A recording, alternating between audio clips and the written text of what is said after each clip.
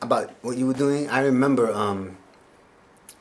you know, going to, I mean, some people, individuals talk about, they were around in the 70s or late 70s when the dance was dying and they were going around looking for people and nobody was dancing and they were searching and they were battling different folks. I was doing the same thing in 86, 87. I was looking for a lot of people, like, where is everybody? Getting spit at, ice being thrown on the floor, getting into fights for my right to express myself. When MCs were coming out and rhyming to breaks, and people were just doing, like, not just doing, they were doing a new expression, which was like all, like the Running Man, the Cabbage Patch, the WAP, which is another social movement. That's party dancing. I love that too. But I was accustomed to breaking to the break, and I didn't see people doing that, and I had to move people out the way. And I was like a lone soldier, or Just Begun would come on, and people would just two-step into it.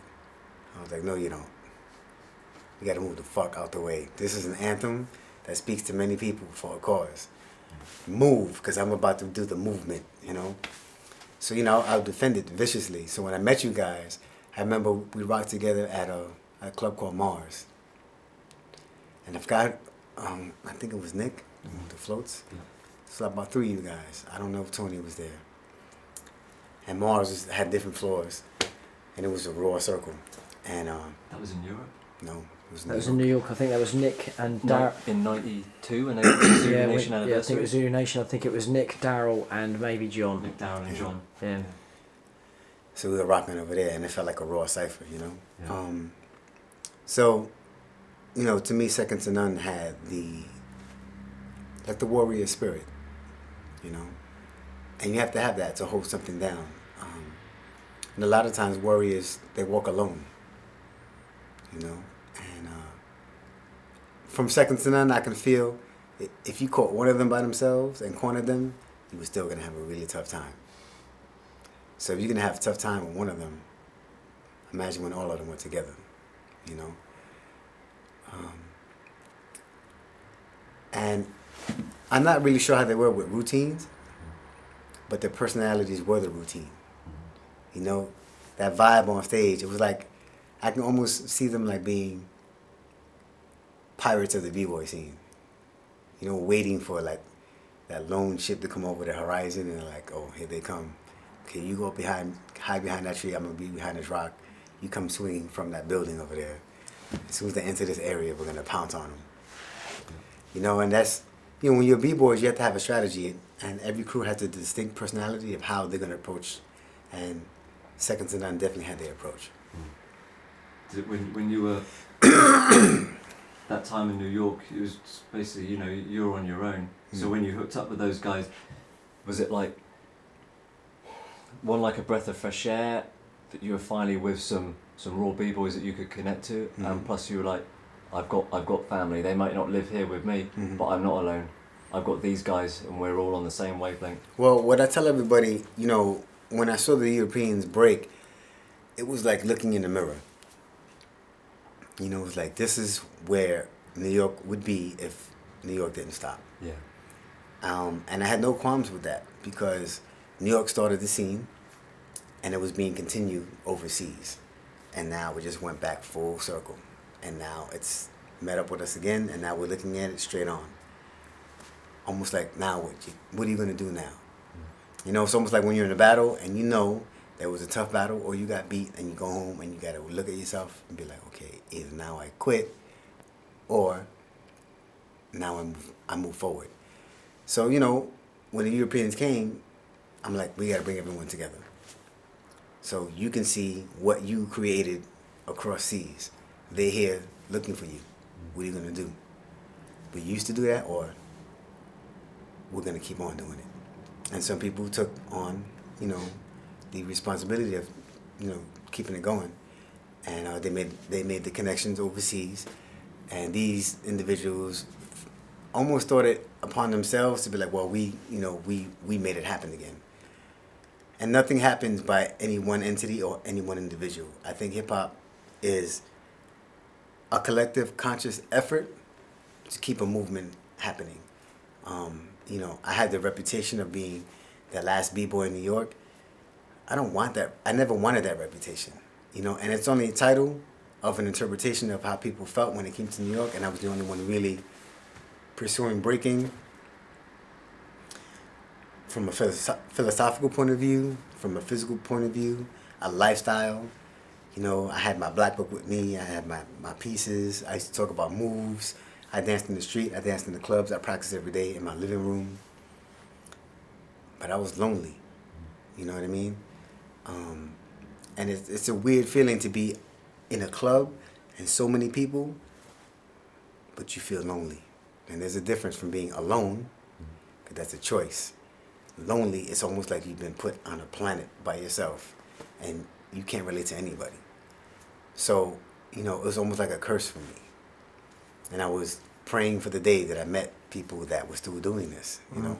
So when I sort of do some Europe, like Second to None, Battle Squad, then I went to France and I saw Actual Force. I was like, yo, there's something really big here. And these people have to establish themselves in history, because if not, they'll be lost in the sauce compared to the other commercial crews. And then people will almost feel like, okay, well, they kept the seats warm, and now that the commercial crews are coming back on the scene, thanks for keeping it warm, move over. Bullshit. People have to know the people that were dedicated and never stopped. And it's not like, you know, we had an agenda to say, okay, I'm not going to stop, because when the time comes, I can hold that title up and say, I never stopped. That's not what happened. You know, I didn't stop because I just love to do this, and my life circumstances just allowed me to be blessed to keep on going. And some people didn't have that blessing. They had other blessings. They had children. They had jobs. They had college. You know, so when people say, oh, well, you weren't there in this time and place. Yeah, but you weren't there when other people kept it going. So there's plus and minuses. So now am I to take away some of your credit in the years that you said you've been dancing because you weren't here for this amount of time? Why would I do that? Like, life circumstances is such that you couldn't dance and we could, and vice versa. So together, we make up a whole tree, and leaves, they fall and they grow. So what's the problem? Exactly. There's no issue. So, and I think Second to None kept it going, and you did it for yourselves. Whether people are doing or not, you can care less. This scene right now can die tomorrow, and Second to None will still be dancing.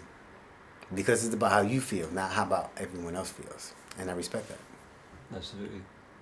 That loneliness you felt like Actual Force and Second to None and Europe saved you from that loneliness. You were no longer alone. Yeah. You had this community now. Yeah, it made me realize how powerful hip hop it makes me realize how powerful hip hop is. That's how I felt in that moment. And I'm like, this is so powerful that I have brothers across the sea that feel the same way I do about this dance. And we have something in common. And it's not about an ego. It's not about the moves. It's about a movement. And we share that in common. You know what I mean? And even to test each other. It's cool. That's what it's about. It's how we become men. You know what I mean? This is a warrior dance, and this is how I express myself. I might not even know where you're from or the same language. When I went to France, come on, we didn't even speak the same language, but the dance was the same language. And we were able to communicate through that. And through that, the language barrier was broken. Yeah. You know, so, you know, the way you guys live in the UK is totally different from the United States. But to me, UK is like the big brother. The United States is like the little brother. And the little brother created something of a world phenomenon. So when it, you know, ended up in the hands of Europe and little brother stopped, I was like, it only makes sense. You know, that then big brother comes across the seas and be like, hey man, you forgot something. It's like, oh, thanks. Thanks for reminding me. It's just a very humble way of looking at it and saying thank you and giving credit to UK for not stopping. There's nothing wrong with that. USA created it. We stopped. We had other business to take care of. You guys kept it going. Came back and be like, yo, check it out. And some of us were there to be like, yo, we're still doing it too. You know, I might have been one of the few that was dancing in the street and indoors and doing power moves along with folk and all of that. But I can't forget about the hitters in the street. You know, they were hitting to make money, to have a family and pay rent. And that was another place I could have an outlet to make money so I can keep on doing my B-Boy passion. You know, so that allowed me the freedom to not stop. So I can't forget about them either. Because when the Europeans came, I was in the street where they can see me. Like, yo, who's that guy? You know what I mean? And I had to try to close that bridge that separates like the dancers in the street and dancers indoors. Because in New York that exists. There's the hitters that dance in the street and there's the breakers that don't dance in the street. And they're constantly like butting heads. But I think they both need each other. And like I say, if it wasn't for me dancing in the street and my group leader from United Street Artists called Clown, I wouldn't have met anybody from Europe. Because I would have been in my house. It wasn't the only way to meet, because I was in Henry Chalfont's studio and I met Andreas and Mateus. And I took him to my house and I said, yo, this is how we used to break back then. That footage went to Europe. So that was the first like connection, because they brought it back. But part of the connection also happened was when I was in the street and the Europeans came, like, do you know this guy named Kwikstep? And Clown was like, yes, he dances with us. So different things facilitated the connection in Europe. And that's how hip-hop is. Hip-hop is not hip-hop unless it's the four elements together, which is the four wheels to a car. But if you have four wheels to a car and don't have a driver, it's just going to sit in the driveway. And it's not enough just to have a driver. The driver has to know where he's going. And when the driver doesn't understand where he's going, he needs a map. And if you can't read a fucking map, then ask your fucking co-driver to help you out. You don't have to be that arrogant. And that's the beauty about hip-hop. When you need help, really, you have a community of collective consciousness that's there for you. And I felt that the Europeans were there for us. Yeah, right. And reflecting who we were when we forgot. So do you think, I always ask everyone, what do you think Second Stand legacy is? I'm kind of getting a vibe from you that you feel that's their legacy, is that the USA created it, it went to Europe, they kept it going, and then like a crew like Second Stand's legacy and Actual Force and these other people that you're naming, gave, like, their legacy is giving it back. Yeah. We gave them a gift, and then they reminded us of the gift that we gave them. And then they didn't even repackage it. When you give somebody a gift, then they give you a gift in return, you know? And the gift in return was a reinvigoration and re-inspiration of what this meant to us in the first place when we forgot. Because rap took over, you know, and everybody's focus was on rap and the commercialization of rap music. And for those of us who felt, you know, what this movement was about, but was long forgotten by other people, was the light at the end of the tunnel. And as soon as people saw that light, they started running to it, you know? Because you guys saw a light, but it was real small. When you guys came, it was a bigger light, you know what I mean? Because you still had the energy that we had when we stopped, you know? Because it's like an atom bomb went off in New York.